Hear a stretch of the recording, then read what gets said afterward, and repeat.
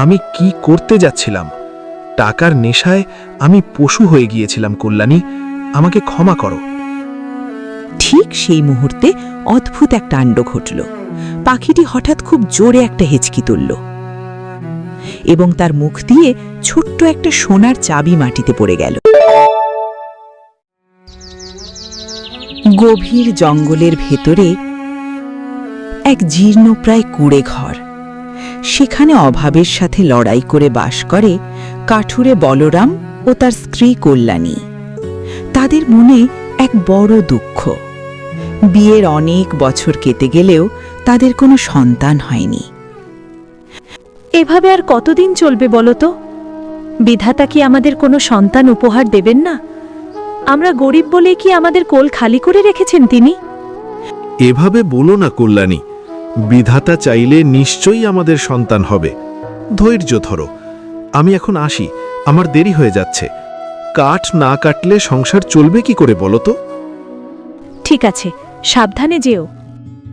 বলরাম কুড়ুলটা ঘাড়ে করে জঙ্গলের পথে দিয়ে রওনা হয়। এই অঞ্চলের অধিকাংশ মানুষই কাঠ কেটে জীবিকা নির্বাহ করে। বলরামও বনের গভীরে গিয়ে শুকনো কাঠের সন্ধানে ঘুরতে থাকে। আজ শরীর আর মন দুটোই বেশ ঝরঝরে লাগছে। আজ একটু বেশি করে কাঠ কাটতে হবে। বলরাম আনমনে কুড়ুল দিয়ে কাঠে আঘাত করছে। ঠিক সেই সময় তার বন্ধু সঞ্জয় সেখানে এসে উপস্থিত হয়। আরে বলরাম, তুই এখনো এখানে কাঠ কেটে যাচ্ছিস? তুই জানিস না আজ জমিদার মশাই সবাইকে ডেকে পাঠিয়েছেন? তাই নাকি?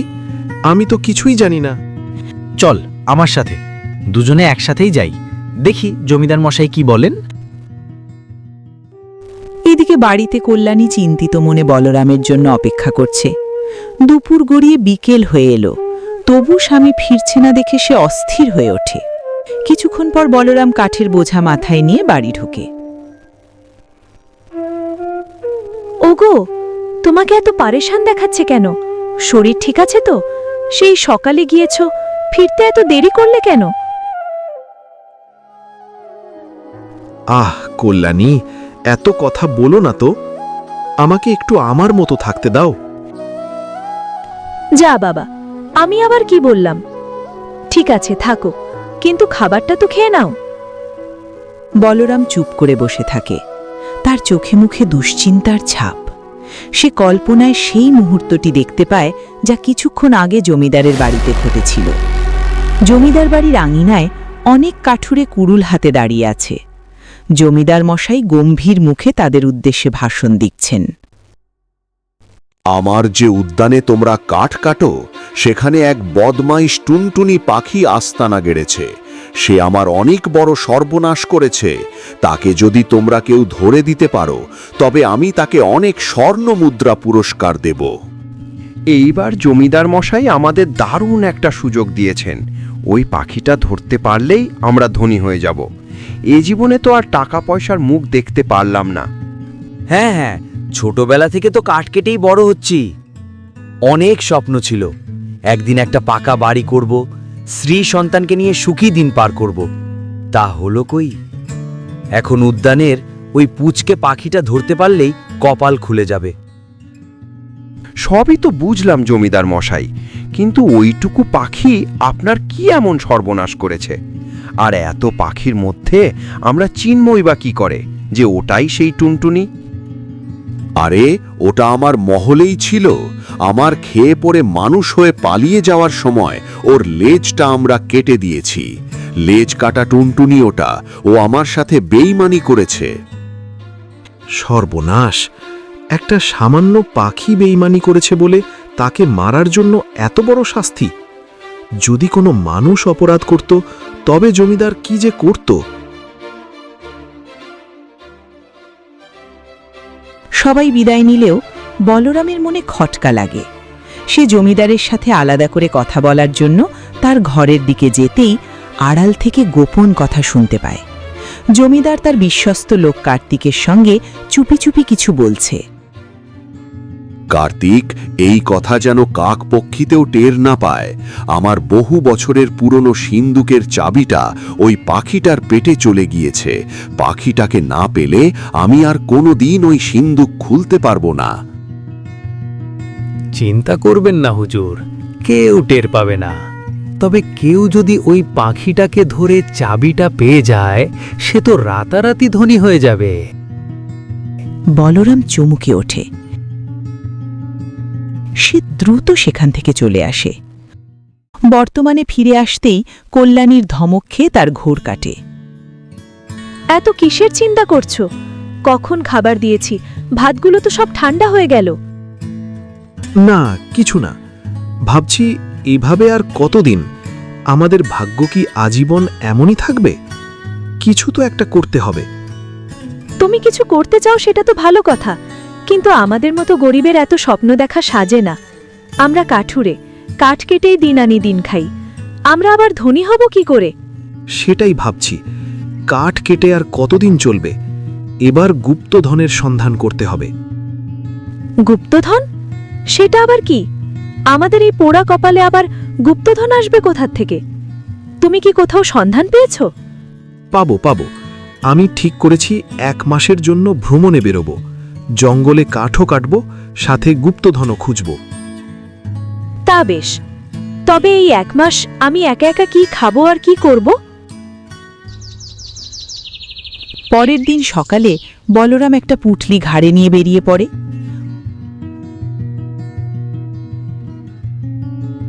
কল্যাণী দীর্ঘশ্বাস ফেলে তার পথের দিকে চেয়ে দাঁড়িয়ে থাকে।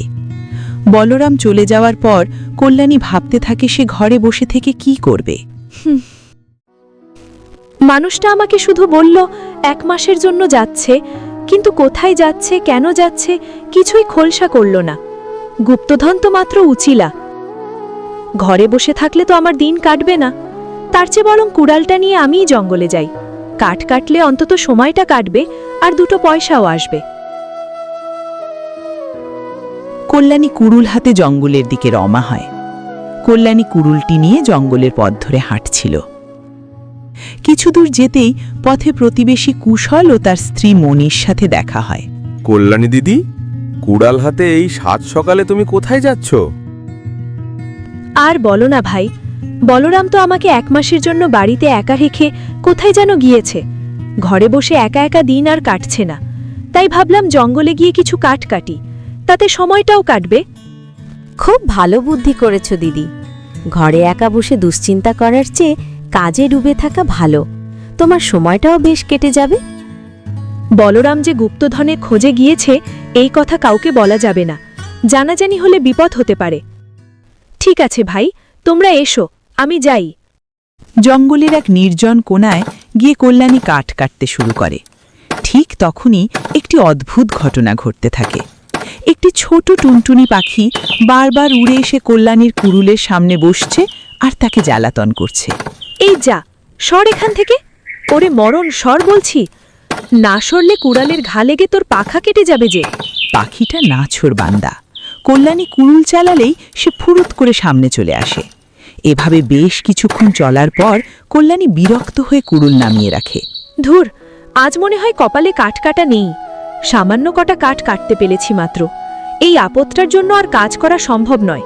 তার চেয়ে বরং আজ বাড়ি ফিরে যাই। সে কি, তোর লেজটা তো দেখছি সত্যি সত্যি কাটা। বল তো দেখি, কি এমন হয়েছে তুই আমাকে এভাবে জ্বালাচ্ছিস কেন? সে অনেক কথা। আগে তুমি আমায় কথা দাও, আমাকে সঙ্গে করে নিয়ে যাবে। অবাক কাণ্ড, তুই তো দেখছি কথাই বলতে পারিস। যতই পাকামো করো, সে আমি নিতে পারবো না বাপু। পাখি কি কখনো মানুষের পোষে থাকে? কল্যাণী যখন বাড়ির দিকে হাঁটা দেয়, পাখিটাও তার মাথার উপর দিয়ে উড়তে উড়তে পিছু নেয়। এই ছোট্ট টুনির জন্য কি তোমার মনে কোনো দয়া নেই? আমি যদি তোমার উপর দয়া করি, তুমি কি আমার দয়ার মান রাখবে? তোমার উপর আমার মায়া হয়ে গেলে তখন তুমি আমাকে ছেড়ে জঙ্গলে চলে যাবে। না বাবু, আমি তোমাকে নিতে পারবো না। একটু দাঁড়াও না গো, আমার মনে হয়েছে তোমার মনে অনেক দয়া। তুমি আমাকে রেখে যেতেই পারো না। আহারে বেচারি টুনটুনি, আমার কোনো সন্তান নেই, কিন্তু তুই তো দেখছিস আমার সন্তানের মতোই আমার আঁচল ছাড়ছিস। ঠিক আছে, যে 1 মাস আমার স্বামী বাড়িতে নেই তুই আমার কাছেই থাক, আমার আশেপাশে ঘুরে বেড়াস। এই তো আমার লক্ষ্মীমা, আজ থেকে আমি তোমার সন্তান হয়েই থাকব। 1 সপ্তাহ তো কেটে গেল, কত পাখি দেখলাম, কিন্তু সেই ল্যাজ কাটার টুনটুনির দেখা তো পেলাম না। নাকি জমিদার মিথ্যা বলেছিল? না, কার্তিকের সাথে তার গোপন কথা তো আমি নিজের কানে শুনেছি, আমাকে পেতেই হবে। হঠাৎ ঝোপের আড়াল থেকে এক বৃদ্ধ সন্ন্যাসী বেরিয়ে আসেন। তার দাড়ি গোপ সাদা, চোখে এক অদ্ভুত জ্যোতি। ওহে কাঠুরে, এই গহীন অরণ্যে তুমি কিসের খোঁজে ঘুরছ? কাঠ কাটতে তো তোমাকে দেখা যাচ্ছে না, তোমার চোখে তো লোভের আগুন জ্বলছে। না না ঠাকুর, আমি তো শুধু আমি একটা বিশেষ পাখির খোঁজে এসেছি। পাখি? নাকি পাখির পেটে থাকা সোনার চাবি? শোনো বাছা, যা তোমার নয় তার পেছনে ছুটলে শান্তি হারাবে। প্রকৃতি যা দেয় তাতেই সন্তুষ্ট থাকাই প্রকৃত সুখ। এই বুড়ো নিশ্চয়ই কিছু জানে। ঠাকুর, আমি বড় গরিব, আমার ঘরে খাবার নেই, স্ত্রীর মনে সুখ নেই, বিধাতা আমাকে একটা সন্তানও দেননি। একটু স্বচ্ছবতার আশায় যদি কিছু করি তবে কি ভুল হবে? অভাব মেটানো প্রয়োজন, কিন্তু লোভ মেটানো অসম্ভব। যাও, সামনের ওই গুহায় আজ রাত কাটাও, কাল সকালে নিজের উত্তর পেয়ে যাবে। তবে মনে রেখো, সততা যেন পথ না হারায়।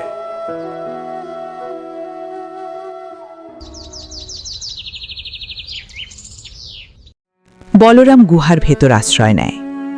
সারা রাত সে স্বপ্নে দেখে সোনার মুদ্রা আর অঢেল ঐশ্বর্য। তার মনে হয় চাবিটা পেলে সে জমিদারের হাতে দেবে না, বরং নিজেই সন্দুক খুলে সব ধন নিয়ে নেবে। তার মনের সরলতা ধীরে ধীরে লোভে আচ্ছন্ন হতে থাকে। গুরুজি, আমি তাহলে এখন যাই, আমার যা বোঝার আমি বুঝে গেছি। ঠিক আছে বৎস, যাও। এদিকে বলরামের ভাঙা ঘরে কল্যাণী আর সেই টুনটুনি এখন হরিহর আত্মা। কল্যাণী যেখানে যায় পাখিটি সেখানেই উড়ে যায়।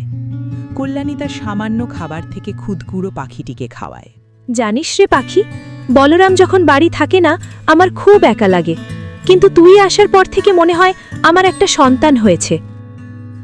তুমি বড় ভালো গো, তোমার প্রতি আমার মায়া হয়ে গেছে। জানো তো, আমারও কেউ নেই। পৃথিবীর সব মানুষ খুবই স্বার্থপর। আমি যে বিনা স্বার্থে তোমার ভালোবাসা পেয়েছি, এটাই আমার কাছে অনেক। সবই বুঝলাম রে টুনি, কিন্তু তোর এই এত সুন্দর লেজগুলো কাটলো কে? এক লোভী রাজা সন্ন্যাসীর কাছ থেকে জানতে পেরেছিল আমার কাছে সোনার চাবি আছে, আর তারপর থেকে আমাকে দেখাবন্দি করে রাখত। আমি যেদিন খাঁচা থেকে পালিয়ে যাই সেদিনই আমার ল্যাজ আর পালক কেটে নেয়। আহারে, কোন সে রাজা, কোন পাষাণ এই কাজ করলো? তুই চিন্তা করিস না, আমি তোকে আগলে রাখব।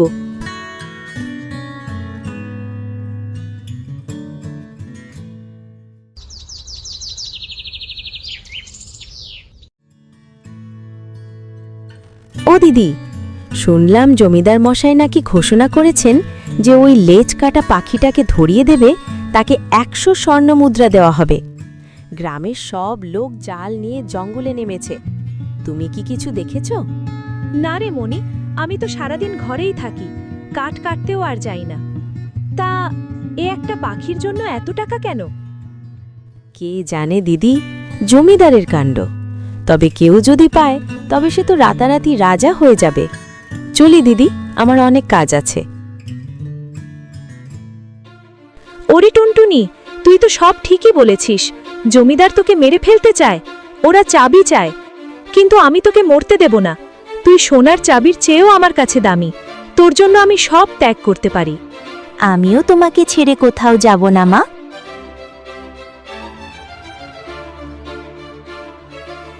কল্যাণী, কল্যাণী, আমি জেনেছি পাখিটা কোথায়। ওটা গ্রামের দিকেই কোথাও লুকিয়ে আছে, আমাদের সেটা ধরতেই হবে। তুমি 1 মাস পর ফিরবে বলেছিলে, আজই ফিরলে কেন? আর পাখির পেছনে কেন ছুটছ? আমাদের যা আছে তাতে কি চলে না? ও তুমি বুঝবে না, ওই পাখির পেটে সোনার চাবি আছে। ওটা পেলে আমাদের আর এই ভাঙা ঘরে থাকতে হবে না, আমরা রাজপ্রাসাদে থাকব। কোথায় পাখিটা? তুমি কি কিছু জানো? না, আমি কিছু জানি না, আর জানলেও তোমাকে বলবো না। তুমি লোভে অন্ধ হয়ে গেছো বলরাম। বলরামের সন্দেহ ক্রমে বাড়তে থাকে। সে লক্ষ্য করে কল্যাণী সারাদিন ঘরের একটা কোণে কাপড় দিয়ে কিছু একটা ঢেকে রাখছে এবং বারবার সেখানে গিয়ে ফিসফিস করে কথা বলছে। বলরামের মনে লোভ আর সন্দেহ বিষের মতো ছড়িয়ে পড়ে। কল্যাণী, তুমি আমার কাছে কিছু লুকাচ্ছ? আমি বুঝতে পারছি ওই ল্যাজ কাটা টুনটুনি এই ঘরের ভেতরেই আছে। আমাকে ওটা দাও, আমাদের দারিদ্র ঘুচানোর এটাই শেষ সুযোগ। ওগো, তুমি বিশ্বাস করো, ওই পাখিটা কোনো সাধারণ পাখি নয়। ও আমাকে মায়ের মমতা দিয়েছে। ওর পেটে কি আছে আমি জানি না, কিন্তু ওর চোখে আমি প্রাণ রক্ষার আকুতি দেখেছি। তুমি কি সামান্য কিছু টাকার জন্য একটা অবলা প্রাণীকে মেরে ফেলবে? সামান্য টাকা নয় কল্যাণী, ওটা আমাদের সারা জীবনের মুক্তি। জমিদারের সিন্দুকের চাবি ওটার পেটে। ওটা না বের করলে জমিদার আমাদের আস্ত রাখবে না। বলরাম জোর করে কল্যাণীকে সরিয়ে দেয়, টুনটুনি পাখিটিকে ধরে ফেলে। পাখিটি ভয়ে থরথর করে কাঁপতে থাকে। বলরামের হাত থমকে যায়। না, এটা করো না। যদি আজ তুমি এই কাজ করো, তবে মনে রেখো, আমাদের কোনোদিন সন্তান হয়নি, কারণ হয়তো বিধাতা জানতেন তুমি দয়া মায়াহীন এক মানুষ। আজ এই পাখিকে মারলে আমার মরা মুখ দেখবে। কল্যাণীর কথাগুলো তীরের মতো তার বুকে বিঁধল। সে পাখিটার চোখের দিকে তাকালো, দেখল পাখিটার চোখ দিয়ে টপ টপ করে জল পড়ছে। হঠাৎ বলরামের মনে পড়ল সেই বৃদ্ধ সন্ন্যাসীর কথা। আমি কি করতে যাচ্ছিলাম? টাকার নেশায় আমি পশু হয়ে গিয়েছিলাম কল্যাণী, আমাকে ক্ষমা করো। ঠিক সেই মুহূর্তে অদ্ভুত এক কাণ্ড ঘটল। পাখিটি হঠাৎ খুব জোরে একটা হেঁচকি তুলল এবং তার মুখ দিয়ে ছোট্ট একটা সোনার চাবি মাটিতে পড়ে গেল। পাখিটি যেন দীর্ঘদিনের এক অসহ্য যন্ত্রণা থেকে মুক্তি পেল। সে ফুরফুরে হয়ে কল্যাণীর কাঁধে গিয়ে বসল।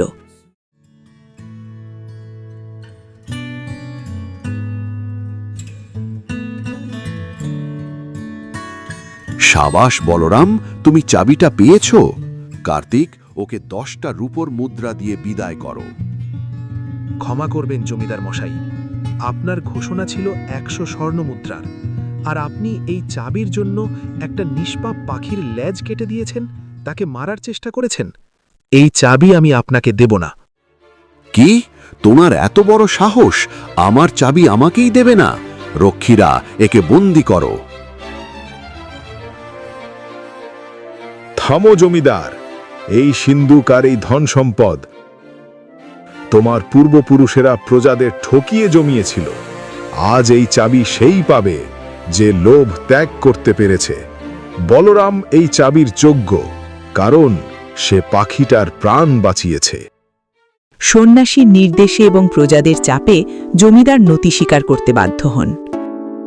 সন্ধুক খোলা হয় এবং দেখা যায় তাতে প্রচুর ধনরত্নের সাথে একটি প্রাচীন দলিল আছে, যাতে লেখা ছিল এই সম্পদ প্রজাদের কল্যাণে ব্যয় করতে হবে।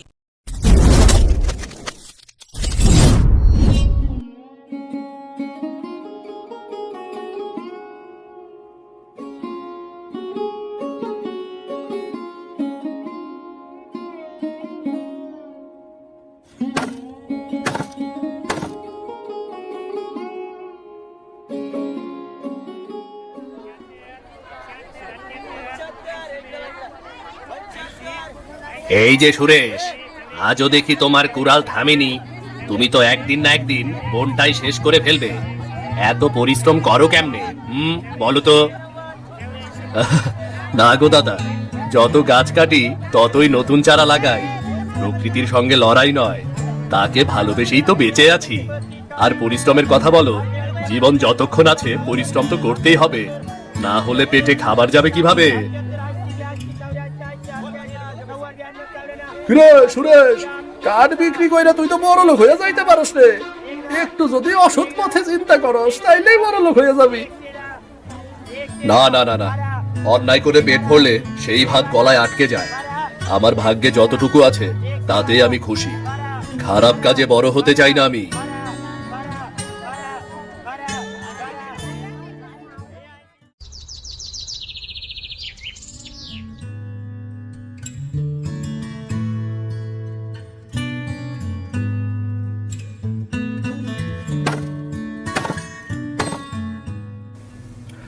আজ এই গাছের কাঠে আলো জ্বলবে কোনো ঘরে, কোনো মা তার ছেলেকে ভাত খাওয়াবে।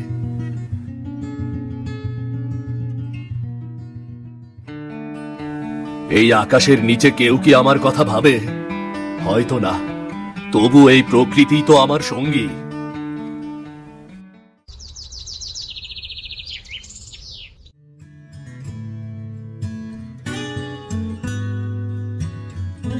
কে আছো এখানে? এই কুড়াল কার? নিয়ে যাও, নিয়ে যাও। এই কুড়াল যে রেখেছো, নিয়ে যাও।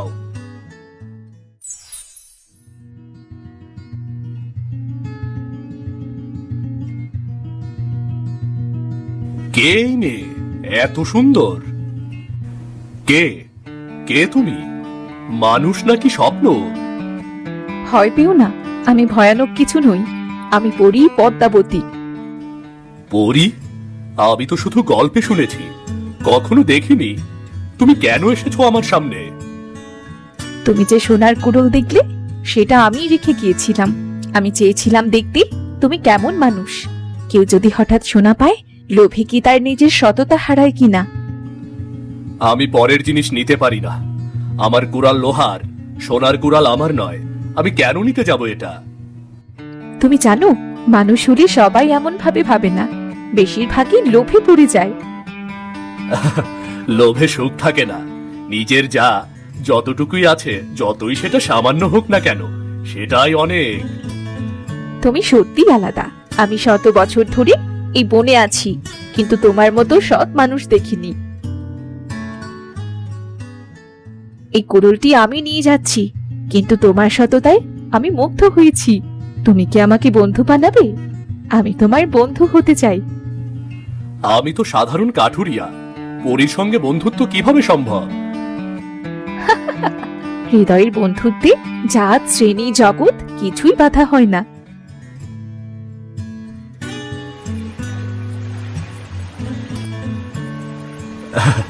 যে সত্যকে ভালোবাসে, তার সঙ্গেই স্বর্গ এসে মিশে যায় পৃথিবীতে। তোমার এমন সুন্দর কথা শুনতে খুব ভালো লাগে। তুমি এত ভালো কথা কিভাবে বলো? কথা তো মনেরই অংশ। মানুষের মন যেমন, তার মুখের কথা সেভাবেই বেরিয়ে আসে।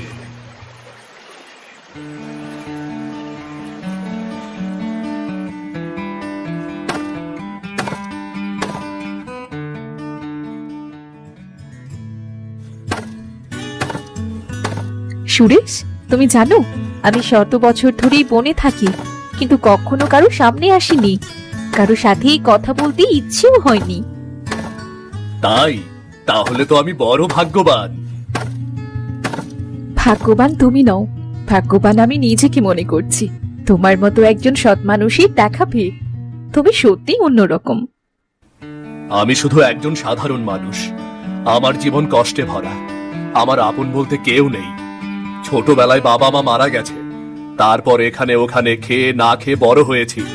এখন নিজে পরিশ্রম করে খাই, আর একা থাকি আমি। কি বলেছে তোমার কেউ নেই? এই যে এখন থেকে আমি তো আছি, আর কখনো বলবে না যে তোমার কেউ নেই।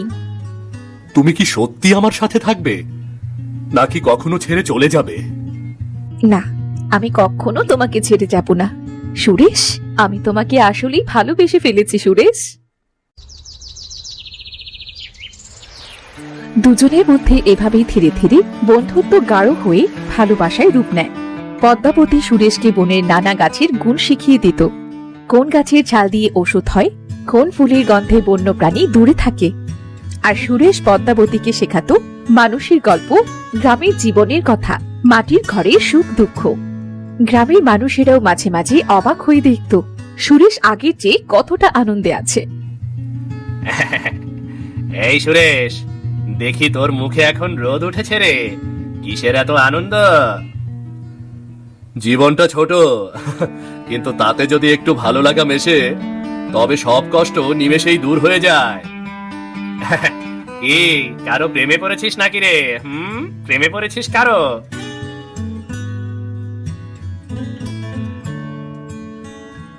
সেই দিন বিকেলে রোদ তখন ম্লান হয়ে গিয়েছে। সুরেশ কাঠ কেটে বিশ্রাম নিচ্ছে নদীর পাড়ে। হঠাৎ বাতাসে একটা কোমল গন্ধ ভেসে এলো। পদ্মাবতী সামনে এসে দাঁড়ালো। আজ তার মুখে যেন অন্যরকম আলো। সুরেশ, আমি তোমার কাছে একটা কথা বলতে এসেছি।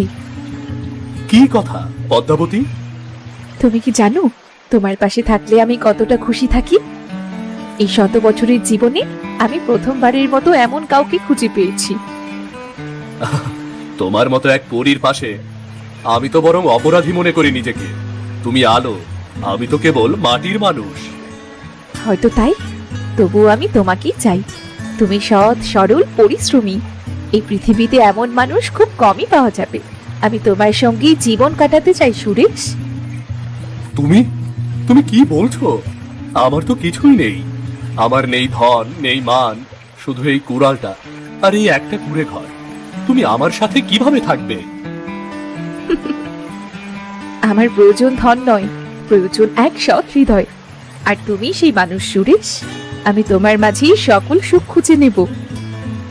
তুমি যদি সত্যিই এমন চাও তবে আমি তোমার হাত ধরব।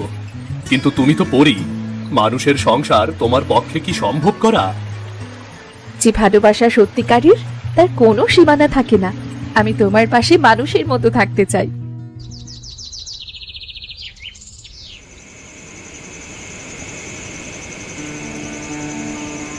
সুরেশ গলায় পরিয়ে দিল একটি সাধারণ সুতোর মালা। তাতে গাঁথা ছিল কিছু বনফুল। আর পদ্মাবতী মাথা নিচু করে মৃদু হাসল। সেদিন থেকেই তাদের কুড়ে ঘরে শুরু হলো এক নতুন জীবন।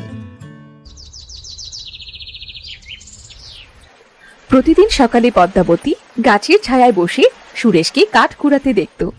কখনো তার জন্য শেকড় দিয়ে ভর্তা বানাতো, আবার কখনো বনফুল তুলে মালা গাঁথত। তুমি যে পরী তা আমি ভুলেই যাই পদ্মাবতী। তুমি ঠিক এই গ্রামের গৃহবধূর মতো গো। ভালোবাসা পরীকেও মানুষ বানায় সুরেশ। আর তুমি তুমি আমার পৃথিবী। একদিন সকালে পদ্মাবতী অনুভব করল তার শরীরে এক আশ্চর্য পরিবর্তন। সুরেশ, আমি মনে হয় মা হতে চলেছি সুরেশ। সত্যি আমি বাবা হব? আমার একলা জীবন তুমি এভাবে পূর্ণ করে দিলে।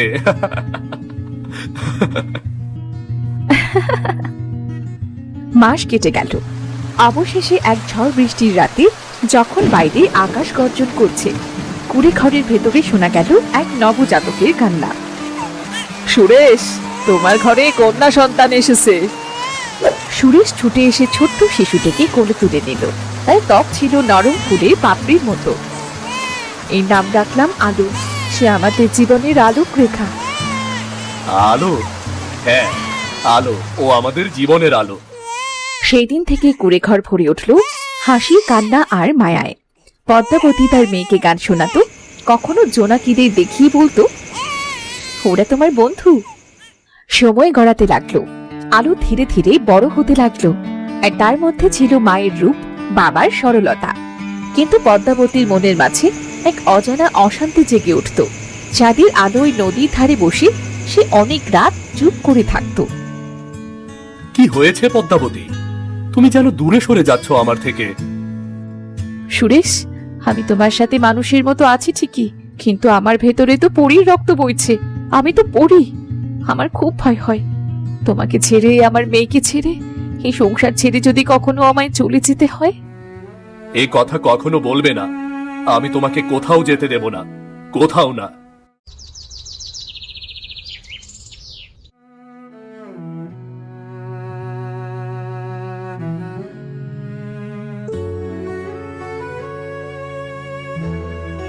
পদ্মাবতী, কোথায় গেলে তুমি?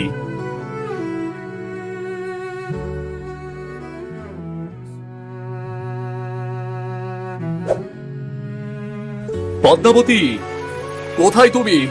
আমাকে ছেড়ে যেও না, ফিরে এসো। আমি তোমাকে ছাড়া থাকতে পারবো না পদ্মাবতী। কোথায় তুমি? দিন গড়িয়ে সন্ধে নামলো। সুরেশের গায়ে ধুলো, চোখে জল। এক পাগলের মতো সে এদিক সেদিক ছুটছে। গ্রামের এক বুড়িমা, যিনি প্রায়ই পদ্মাবতীর জন্য তাবিজ বানিয়ে দিতেন, ধীরে ধীরে এগিয়ে এলেন। তার চোখে যেন এক গভীর জ্ঞান। তিনি শান্ত কণ্ঠে বললেন, ওরে সুরেশ, কান্না থামা বাবা। তোর বউকে খুঁজে কোনো লাভ নেই। সে তো আর মানুষ না, সে এক পরী। পরিরাজ্যের শপথ ভেঙে সে মানুষের সংসার করেছিল। এখন নিশ্চয়ই পরিরানী তাকে শাস্তি দিয়েছে। তাকে হয়তো তাদের দেশে নিয়ে গেছে। না মা, এমন হতে পারে না। সে আমার বউ, আমার আলোর মা। সে কেন আমাকে না বলে চলে যাবে? কেন চলে যাবে? পরীরা দীর্ঘকাল মানুষের কাছে থাকতে পারে না বাবা, তাদের নিয়ম আলাদা। তোর বউ তোদের ছেড়ে যেতে বাধ্য হয়েছে। সে তো আর নিজের ইচ্ছে যায়নি, তাকে জোর করে নিয়ে যাওয়া হয়েছে। সুরেশ মাটিতে বসে পড়ল, তার চোখ গড়িয়ে অশ্রু ঝরছে, কণ্ঠ ভারী হয়ে উঠেছে তার। পদ্মাবতী, তুমি যদি আমাকে ছেড়ে চলেই যাবে, তাহলে কেন আমার জীবনে এসেছিলে? কেন আমাকে মায়ার বাঁধনে বাঁধলে তুমি? তোমাকে ছাড়া আমি যে দিশেহারা, তোমাকে ছাড়া আমি কিভাবে থাকবো? ফিরে এসো পদ্মাবতী, ফিরে এসো। বুড়িমা এগিয়ে এসে কাঁধে হাত রাখে। নিজেকে শান্ত কর বাবা, পদ্মাবতী নেই তো কি হয়েছে? কিন্তু তোর মেয়ে তো আছে। তোর মেয়ের জন্যই তোকে বাঁচতে হবে। তোর মেয়েকে বড় করতে হবে, তো মানুষ করতে হবে তাকে। তোকে এভাবে ভেঙে পড়লে যে চলবে না সুরেশ। তোর মা গেছে ঠিকই, কিন্তু তার আলো তোকে দিয়ে রেখে গেছে রে। এখন থেকে তুই আমার জীবন রে মা, তুই আমার জীবন। সেদিন থেকে সুরেশ আর আগের মতো রইল না। কুড়োল হাতে প্রতিদিন জঙ্গলে যেত ঠিকই, কিন্তু তার চোখের কোণে ছিল শূন্যতা।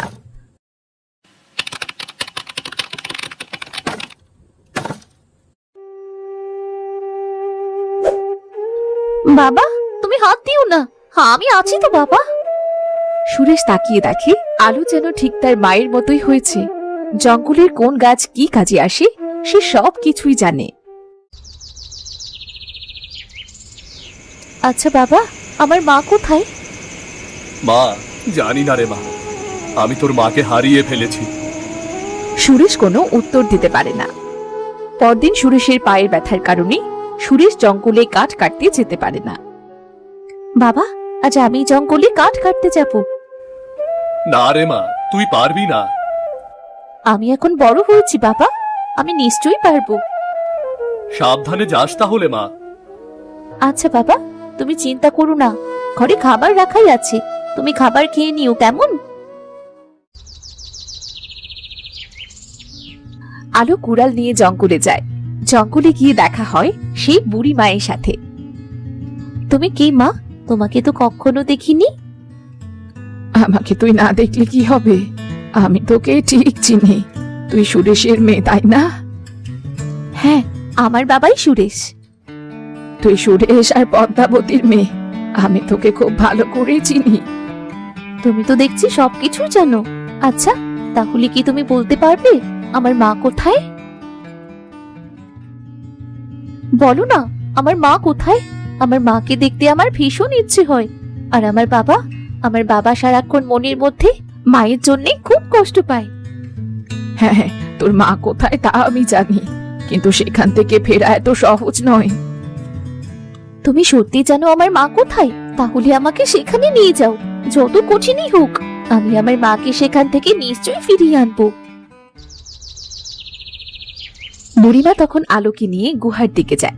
যেতে যেতে বলে, তুই এখন বড় হয়েছিস, সত্যিটা জানা তোর জন্য দরকার। তোর মা কোনো মানুষ ছিল না, সে একজন পরী। আর তোর বাবার সাথে বিয়ে হয় তাদের ঘরেই তুই জন্ম নিস। তোর বাবার কখনো সাধ্য নেই তোর মাকে ফিরিয়ে আনার, তবে তুই তোর মায়ের সন্তান।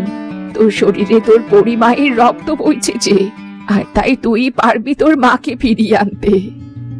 আলু সব কথা শুনে প্রচন্ড অবাক হয়, আর এরপর সে গুহার কাছে পৌঁছে যায়। সাবধান, এই গুহায় প্রবেশ করে প্রতিটা পদক্ষেপ খুব সাবধানে নিতে হবে। কোনো ভুল হলে শাস্তি ভোগ করতে হবে তোকে। এই বলে বুড়িমা আলুর হাতে একটা উজ্জ্বল পাথর দেয় আর বলে, কোনো পরি যদি তোকে ক্ষতি করতে চায় তাহলে পাথরটা সামনে ধরবি, সে তোর বশীভূত হয়ে যাবে। বুড়িমা, আমি তোমার কাছে চির ঋণী হয়ে থাকলাম। তোমার এই ঋণ আমি কোনো দিন শোধ করতে পারবো না। তুমি আমাকে আশীর্বাদ করো, আমি যেন আমার মাকে ফিরিয়ে আনতে পারি। আমি জানি তুই পারবি তোর মাকে ফিরিয়ে আনতে।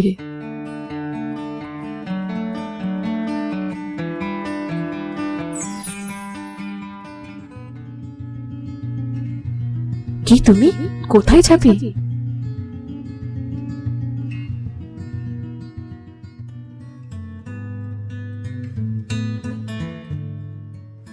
মানুষের সন্তান, তুমি কোন সাহসে আমার রাজ্যে এসেছো? কি চাও? আমি আমার মাকে চাই। আমি চাই তিনি আমার কাছে ফিরে আসুক। তুমি যদি তোমার মাকে ফিরে পেতে চাও তবে তোমায় 3টে পরীক্ষা দিতে হবে। যদি পরীক্ষায় উত্তীর্ণ হতে পারো তবেই তোমার মা তোমার কাছে ফিরবে। আমি আমার মাকে ফিরে পেতে সব ধরনের পরীক্ষা দিতে প্রস্তুত। এই গুহার ভেতরে ছায়ায় ঝুলে থাকা সমস্ত জিনিস শনাক্ত করো। চোখে দেখা সত্য, মনে বিশ্বাস। যা পারবে তুমি সফল হবে। আলো ধীরে ধীরে গুহার ভেতরে প্রবেশ করলো। অন্ধকার হাত ছুঁয়ে সে চিহ্নিত করলো ঝুলন্ত ঝুড়ি, গাছের ডাল, লতা এবং ছোট ছোট জ্বলন্ত রত্ন। এই সব তোমার। তুমি সারা জীবন পৃথিবীতে রাজত্ব করতে পারবে, বিনিময়ে তুমি তোমার মাকে পাবে না। আমার কোনো ধনরত্ন চাই না, আমি আমার মাকে ফিরে চাই। আমার মাই আমার কাছে সবচেয়ে বড় সম্পদ। মায়ের প্রতি আলোর ভালোবাসা দেখে রানী খুব খুশি হয়ে গেল। মায়ের সঙ্গে দেখা করার জন্য তোমার নিজের জীবনকে ঝুঁকিতে ফেলতে হবে। সাহস আর ভালোবাসার শক্তি প্রমাণ করো। আমি যদি হাল ছাড়ি তবে যে আর মাকে ফিরে পাবো না। আমাকে যে হাল ছাড়লে চলবে না। তোমার সাহস আর ভালোবাসা সত্যি, তোমার মা তোমার কাছে ফিরে যাবে। হঠাৎ গুহার ভেতর থেকে আলো ঝলমল করতে লাগলো। আলো, তুমি আমায় নিতে এসেছো? মা, আমি চাই তোমাকে আর কেউ আমাদের থেকে আলাদা করতে পারবে না। আমরা একসাথে থাকবো মা। তুমি মানুষ হয়েও ভালোবাসা, ধৈর্য আর সাহস ও সততার প্রমাণ দিয়েছো। আমি তোমার উপর খুব খুশি হয়েছি। যাও, আজকে থেকে তোমার পরিমাকে আমি মানুষ বানিয়ে দিলাম। সে তোমাদের সাথেই সারা জীবন থাকবে আর কখনো তোমাদের থেকে আলাদা হবে না। আপনাকে অনেক ধন্যবাদ রানী।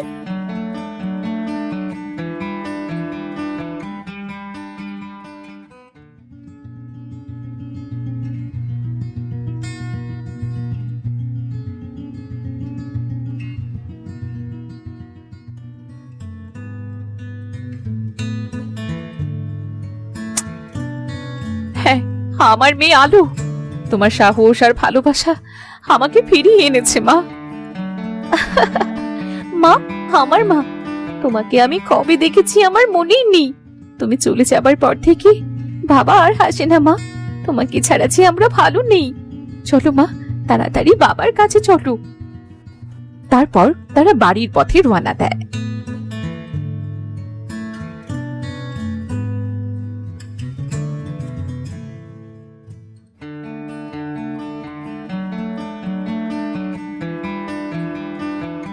পদ্মাবতী, তুমি ফিরে এসেছো। কোথায় না কোথায় আমি তোমাকে পাগলের মতো খুঁজেছি। সেই যে তুমি হারিয়ে গেলে তোমার ছোট্ট আলোকে রেখে। তাকে বুকে নিয়ে আমি বেঁচে আছি তোমার প্রতীক্ষায়। মনের মধ্যে আশা মরে যায়নি আমার। সব সময় ভাবি মৃত্যুর আগে হলেও যেন তোমাকে আরেকবার দেখতে পাই। আমি আরেকবার দেখতে পাই তোমাকে। আমাদের জীবনে যা কিছু আনন্দ আছে সবকিছু আমাদের এই আলোর জন্যে। আমাদের মেয়ে আমাকে আবার ফিরিয়ে আনতে পেরেছে সুরেশ। আমি এবার মানুষ হয়ে ফিরেছি। আর কখনো তোমাদের ছেড়ে যাব না সুরেশ, আর কখনো না। তাদের কুড়ে ঘরে ফিরে এলো আবার সেই হারিয়ে যাওয়া সুখ। আলো দাঁড়িয়ে তার বাবা মায়ের হাসি মুখ দেখে আনন্দিত হয়। বাবা মা, আমরা আবার এক হলাম। আমাদের কেউ আর কখনো আলাদা করতে পারবে না। সত্যিকারের পুরস্কার কেবল ধন নয়, ভালোবাসা, সাহস আর সততা। আর আমরা সেই পুরস্কারই পেয়েছি।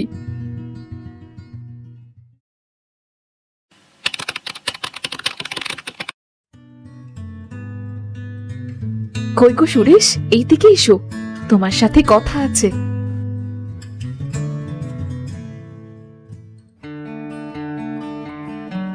কি হয়েছে গো, ডাকছো কেন? এর মধ্যে কি আছে মা? আগে খুলে দেখো না কি। আচ্ছা মা, দাও আমি খুলছি। এ তো অনেক দামি মণিমুক্তা মনে হচ্ছে। হ্যাঁ তাই তো, তুমি এগুলো কোথায় পেলে? পরীর রাজ্য থেকে আমায় যখন বিদায় দিয়েছিল, তখনই আলোর সততায় আর সাহসী খুশি হয়ে পরীরানী এইগুলো দিয়েছে। সে খারাপ নয়, আমাদের পরীরাজ্যে একটা নিয়ম আছে, পরীরা কখনো মানুষের সাথে থাকতে পারবে না। তাই সে রেগে গিয়েছিল তোমাকে নিয়ে সংসার করার কথা শুনে। তবে তার মন ভালো। মা, এই মণিমুক্ত দিয়ে কি হবে? আমরা এগুলো দিয়ে কি করব? এগুলো বিক্রি করে তোর বাবা কোনো একটা ব্যবসা করবে।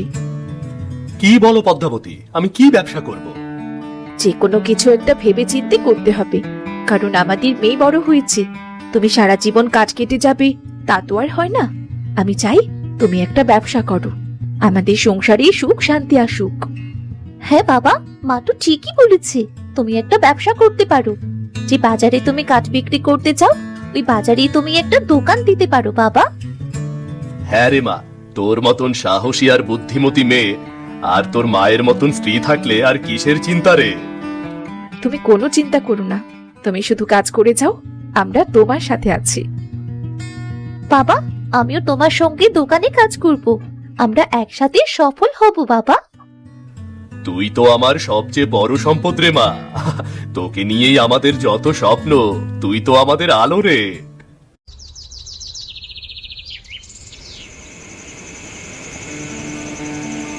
সত্যি, ঘর সংসার পরিবার এই সব কিছুতে যে সুখ আছে, সেই সুখ আর কোথাও নেই।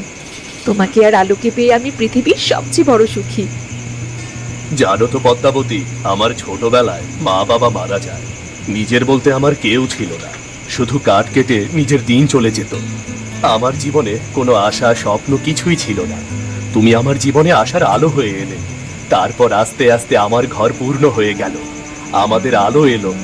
স্বর্গ কেমন হয় তা আমি জানি না, তবে তোমাদের পেয়ে আমি যেমন আছি স্বর্গতেও বোধ হয় তেমনটি পাবো না গো।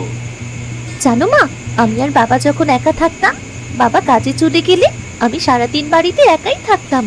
আমার ভালো লাগতো না, সব সময় তোমার জন্য কাঁদতাম আর ভাবতাম আমার মা কেন আমার কাছে নেই। আর এখন এখন তুমি আমাদের সাথে আছো, আমাদের সংসার এখন কত সুখী, তাই না বাবা? ঠিক বলেছিস মা, আমরা এখন সুখী পরিবার, আমরা একসাথে আছি, ভালোবাসায় একে অপরকে জড়িয়ে। পেটে ক্ষুধা নেই, এর চেয়ে বড় সুখের আর কি হতে পারে রে? আজকের এই দিনটি তোমার সততার ফল। সৎ লোকেদের সবসময় ভালো হয়, আর অসৎ পথে চললে সম্পদের পাহাড় গড়েও কোনো লাভ হয় না, তা ধসে পড়ে। এমন গল্প দেখতে আমাদের চ্যানেলটা সাবস্ক্রাইব করতে ভুলবেন না কিন্তু।